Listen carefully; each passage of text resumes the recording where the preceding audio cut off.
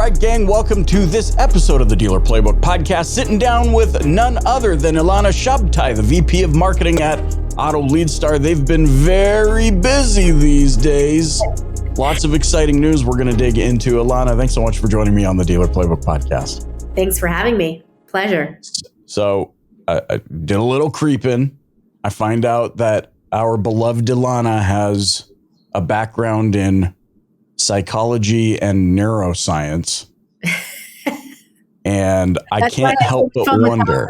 That's why I had so much fun with Dr. Nicole Lipkin, by the way. I sat and watched that conversation. Yeah, I was exactly. Like, they're ripping here. They're going. So let me ask you this. Have you always been fascinated with that? Like, how does one all of a sudden one day say, hey, I'm into this psychology and neuroscience thing. I think I'll go on and learn about that. No, it definitely was not like that. I was like, oh, let me do economics. And then I was like, never mind, I don't want to fail out of college. Let me go and do psychology. So I always thought I was going to do a business track, but it was too math oriented for me. So I tried psych and I actually really liked it. But even more so, surprisingly, I loved the stuff about the brain. So then I minored in neuroscience so that I can understand exactly how our brain works. Like, what does dopamine do? What does adrenaline do for us? I don't use it, but I have the knowledge. I don't know. You were just telling me about this ingenious hashtag that you came up with for your wedding, and I would dare to say you're using it more than you think. Yeah, right. Maybe that's the dopamine side. Yeah, it's maybe. So, but I'm curious because I mean, obviously, I see a direct tie-in to marketing and the work that you do as a VP of marketing, growth hacking, demand generation, all of those sorts of things. I remember when I was in marketing school, doing my marketing courses, we would look at different successful companies and try and dissect what it was about their marketing plan or their business model that worked. Costco, obviously, I don't know. You don't have Costco. Do you have Costco in Israel? We don't have Costco in Israel, but I grew up in the States. So I literally land in the US and I go straight to Costco. So very familiar. To get your Zip Fizz. And Kirkland diaper wipes. I kid you not. I can show you my texts right now with my father who's coming. And he goes, he's coming in January. He goes, I'm going to start looking now for the Kirkland wipes at Costco for you. Kid you not. So we look at their case study, and it's basically like they are so intentional about the psychological triggers that they pull and when they pull them.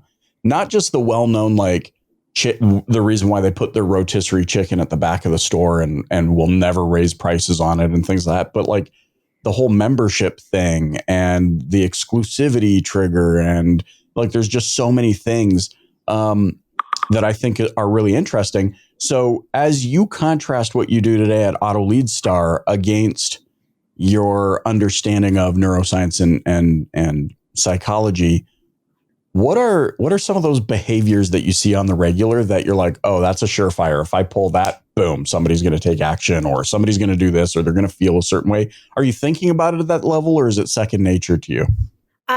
I think more second nature, but there's a lot of strategy behind what you're saying. So for example, I mean, and this is any marketers thinking about personas and things like that. But when you think about the pain points and whatever your business is solving, whatever technology that you're working on, whatever it's solving, you want to figure out how to create those triggers. So you want to figure out how am I going to get to this specific persona and really trigger something emotional so that they respond.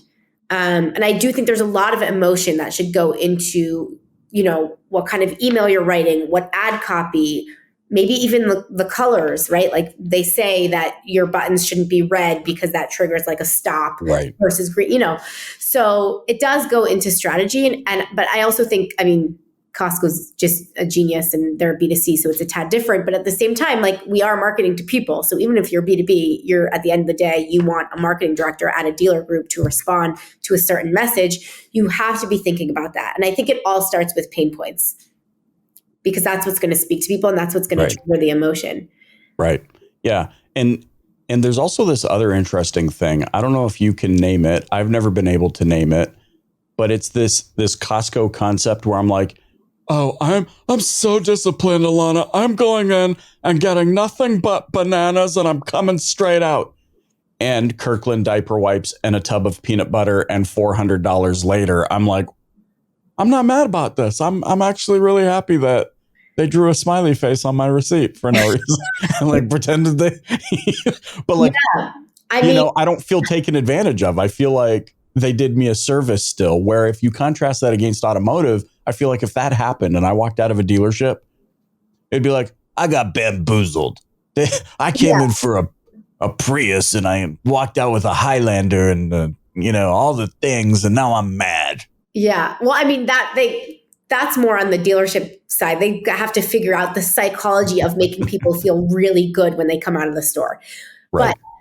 But I think you're right. Like, how does Costco do it that you go and you think you're going to spend $50 and you end up spending $400 and you're still not mad about it? There's something about like, oh, well, I saved time and I saved money in bulk. And the only thing I can think of is like consolidation. How can we make dealers, again, I'm thinking about like the audience that I'm marketing to, but how can, even if dealers are paying a premium for like a CDXP or whatever technology it is, how do they really like understand that it's consolidating what they previously had, it's connecting dots, it's right. So like when you go to, it's a very hard analogy, but when you go to Costco, it's like, oh, now I don't have to go to, grade A market. I don't know, whatever. Right. I don't have to go to Stop and Shop because I got whatever I need there. I saved myself a trip. So like, that's the analogy that I can think that would transfer over, which is like consolidation, connectivity, and then how do you actually orchestrate on that connectivity to just make everything more efficient? Right. Yeah. I mean, I witnessed this firsthand a couple of weeks ago. We were at Patrick Abad's store, Beaver Toyota. Yeah. They're great.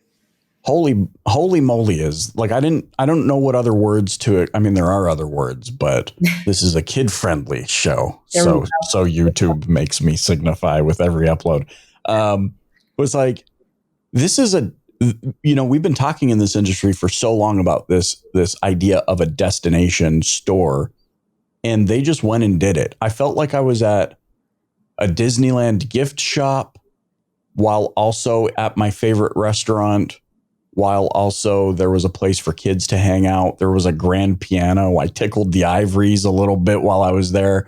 I was like, this is everything but a dealership. They had a old Toyota that had 1 million+ miles on it, showcased. It was like a museum. I was like, what is happening here? There's a cafe that you can go and lounge in.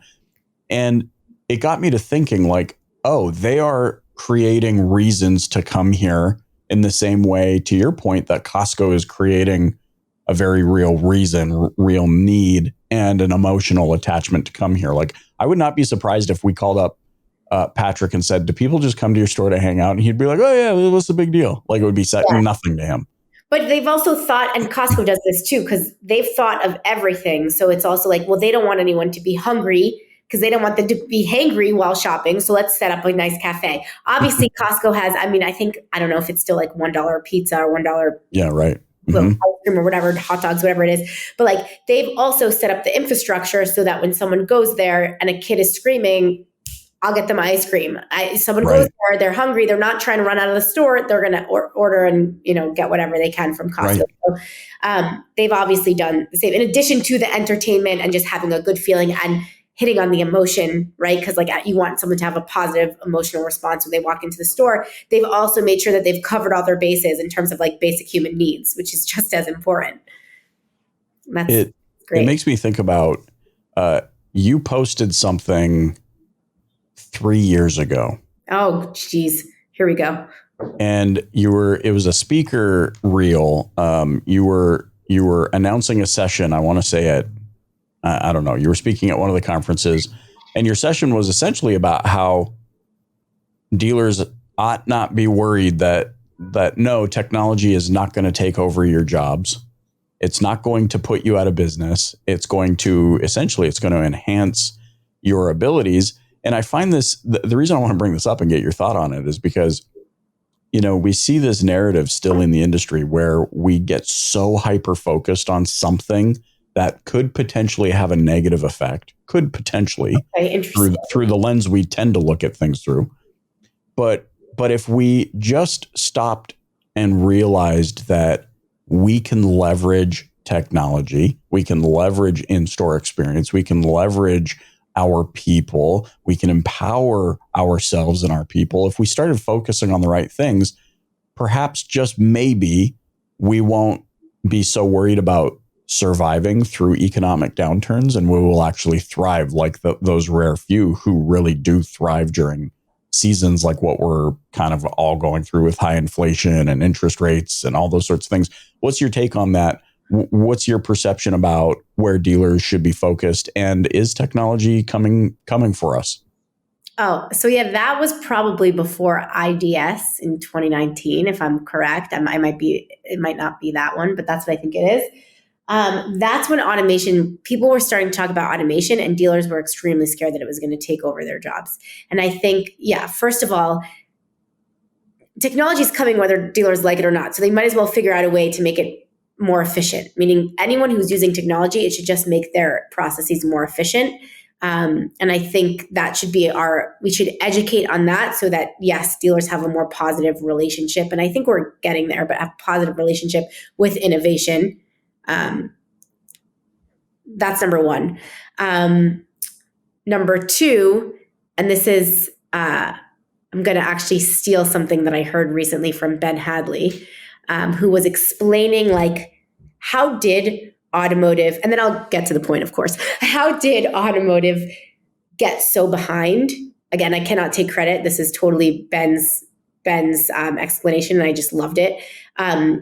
How did automotive get so behind with technology? And he was saying that it was actually because automotive was such an early adopter, meaning they took technology on so early that the infrastructure that they put in was so so ingrained in what they were doing, but also became antiquated by the time software came around. They were so reliant on hardware. So for example, right, the CDK fax machines and all these things that were put into place was before the real bubble was bursted and before real technology came. And then they were already kind of stuck in their ways.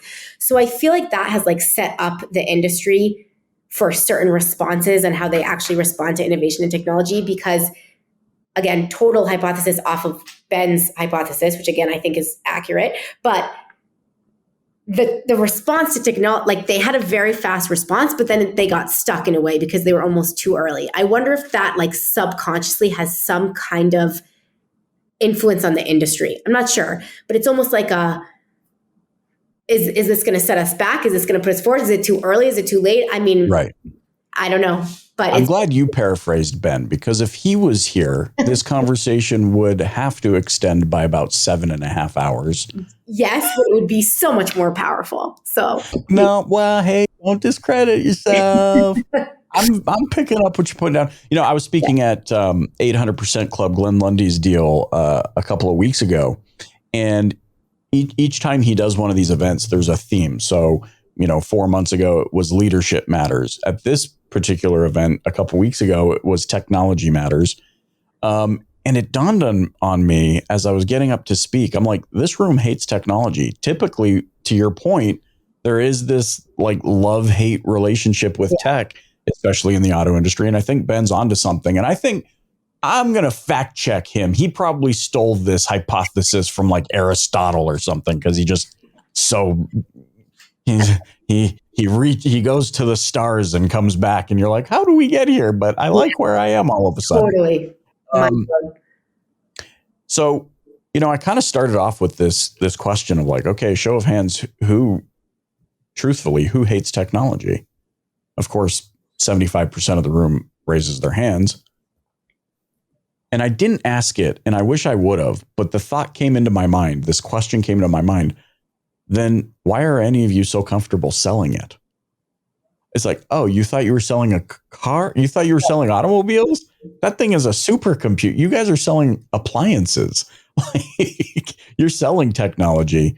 And so that's why I was so interested in, getting your thoughts on this, because it really plays into how our brains perceive things.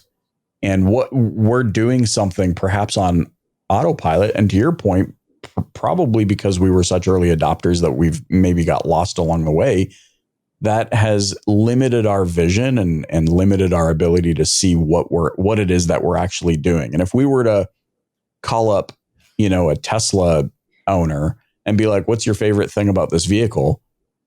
They wouldn't be like, it has wheels, right? Like they'd be like, I love this massive screen. I love I can update it like it's an iPhone. Like, oh, let me do a software update real quick. Yeah. It's all the tech features. So, this is really interesting to me. And I love the way you see that narrative because I see it the same way. I'm like, tech's not here to overthrow us. If we leverage it, it can enhance, it can far amplify, what we're able to do by taking over the crap that's not worth my paycheck. Yeah, for sure. And I also think there's a lot about CDPs right now and CDXPs, right? So customer data platforms. I think that is going to be a whole nother section of technology that's going to be, we're going to dissect that a bit differently, right? So there's I would say in the past 8 years, right? There's all these tech companies that were coming to automotive, we'll do chat for you, or we're a cloud BDC, we'll send automated emails for you.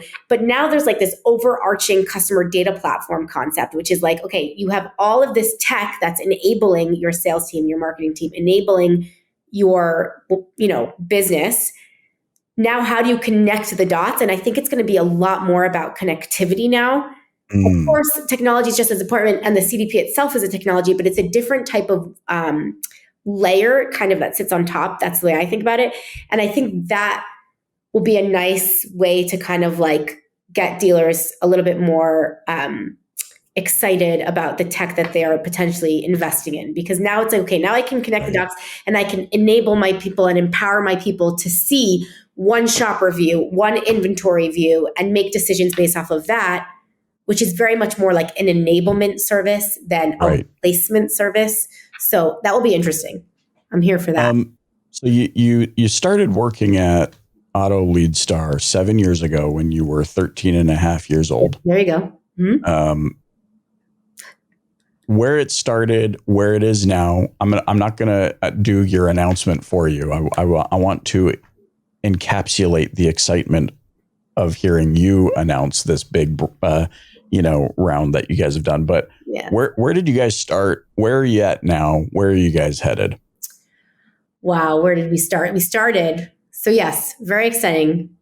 Auto Lead Star just announced yesterday. So this is actually the first podcast we're talking about it on. Ooh. All the credit. We announced yesterday a $40 million raise led by Riverwood Capital. We're really, really excited about it. To me, it's absolutely insane. We started 7.5 years ago. It was 3 people. It was 4 people, the founders and one other person. I was just getting out of the Army. I was like, I need a job. And the CEO was like, you have no experience, but sure. And at the time we were doing pop-ups for SMBs. Pop-ups were huge then, and we had behavioral pop-ups, AI pop-ups. Okay. This was the real deal, 2013. And we were basically showing pop-ups on the website based on whatever the person, some kind of behavior pattern, shopper journey that the person was showing on interest on the site, and converting just leads. 3 years in we decided to pivot to automotive after some, investors got involved and suggested it. It made sense for us because leads were really important for dealers, but the tech was low. So we were able to innovate.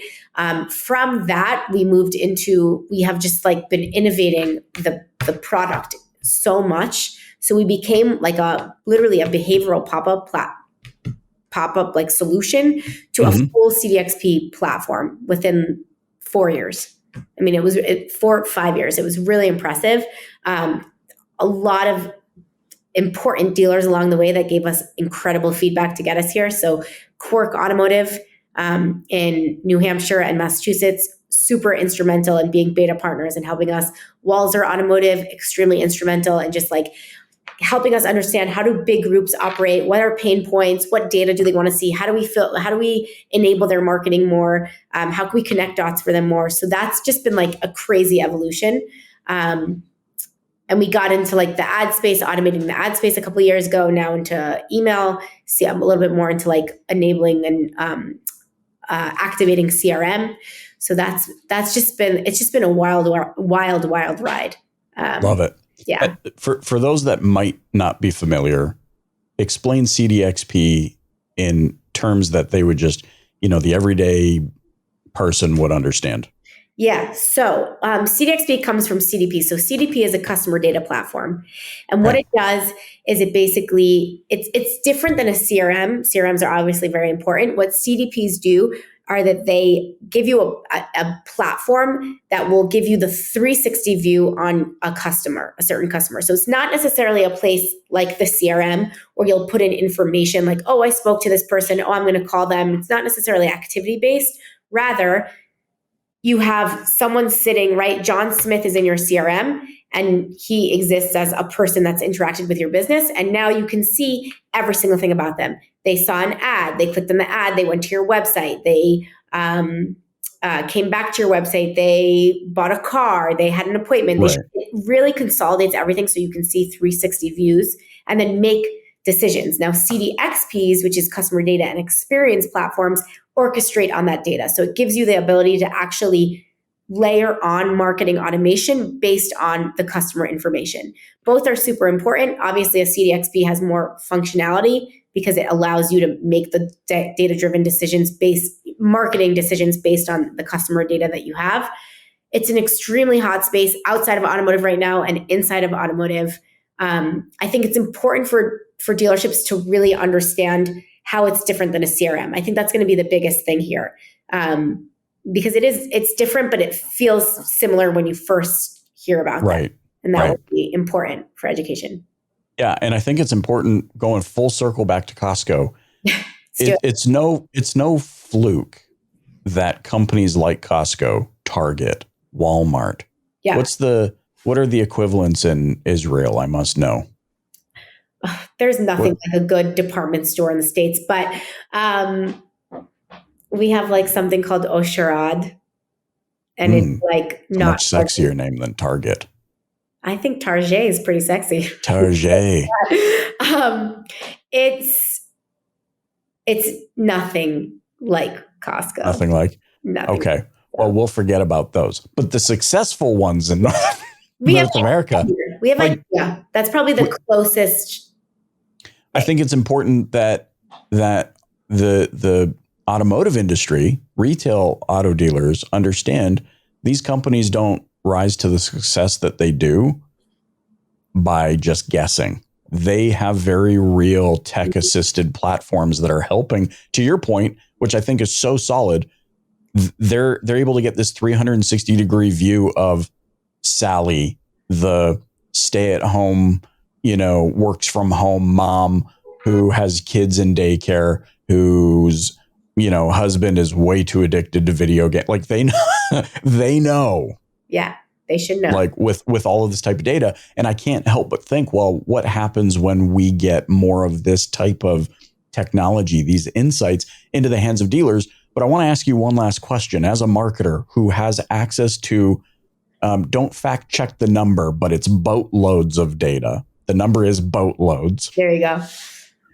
How do you, and I'm asking you personally, not as a, broad, stroke here, but how do you mitigate data fatigue and being like, oh my gosh, there's so much here. What do I do with it? Like, how do you personally say, I'm looking at all this data, but I'm going to cause myself to focus on that bit and execute? It's a great versus question.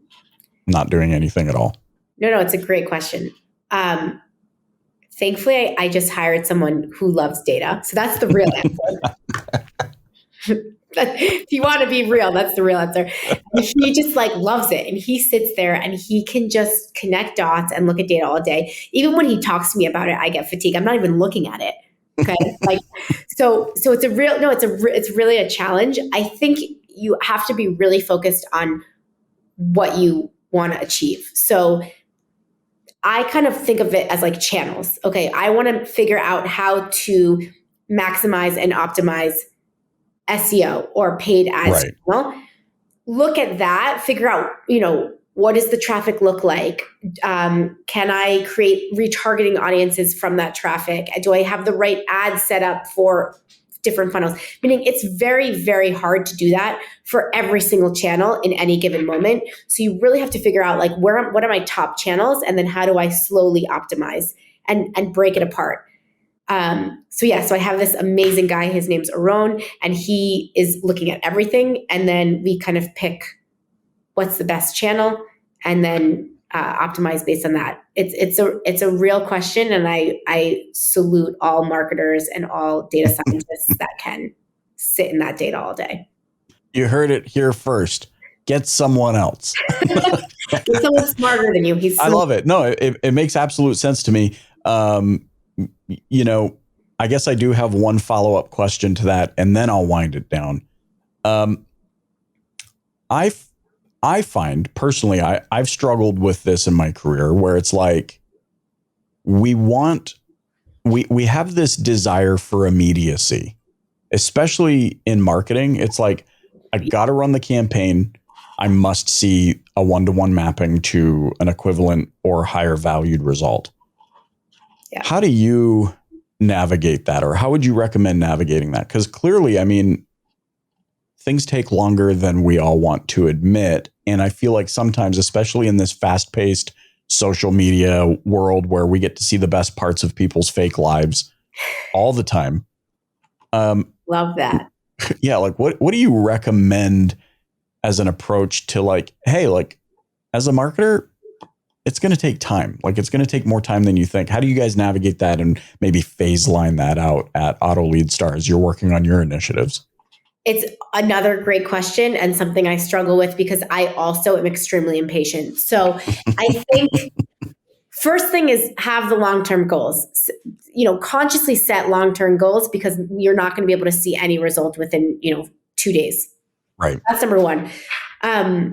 Number two, and I don't know how every marketer can do this or if this will apply to everyone, but for me, I need to have those short-term goals in order to see, to turn around results. And that's not always easy, right? It depends on how your business is structured. So I think it's really important to layer in the short-term goals, which I do things like conferences and events marketing and webinars and things like that, where I can quickly say, okay, I got 3 leads from this, 10 leads from this, whatever it might be, so that you don't have to wait for the long-term strategy, which is also just as important. By the way, closing on those leads is long-term. So again, you have to break it up. Like, what is my short-term goal on that? How many opportunities came? And then of course, what comes from the opportunity. So that is really important to me because I thrive off of like quick results, which is difficult in marketing. Love it. Just figure it out. Figure out what the short-term goals are, the long-term goals, and you'll be good to go. Take the pressure off.